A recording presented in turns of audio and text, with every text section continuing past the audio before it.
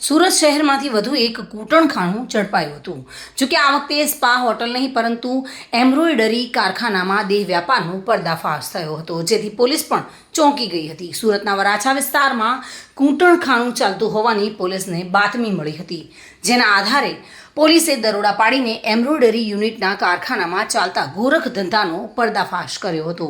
સમગ્ર મામલે પોલીસે સંચાલિકા, 3 મહિલા અને 6 ગ્રાહકોને ઝડપી પાડીને આગળની કાર્યવાહી હાથ ધરી છે.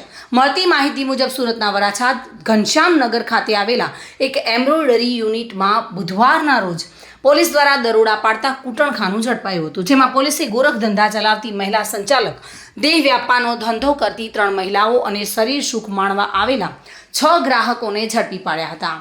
ઘનશ્યામનગરમાં એમ્બ્રોઇડરીના અનેક યુનિટ્સ આવેલા છે અને ત્યાં કામ કરતા મજૂરો સહિતના લોકોને રહેવા માટેની રેસિડેન્સી પણ છે. ગ્રાહકોને બોલાવી ખાસ રૂમોમાં શરીર સુખની સુવિધાઓ પૂરી પાડવામાં આવતી હતી અને આખું નેટવર્ક મહિલા સંચાલિકા સંચાલિત કરતી હોવાનું સામે આવ્યું છે. ગ્રાહક પાસેથી ₹500, 700 અને 1000 રૂપિયા વસૂલવામાં આવતા હતા.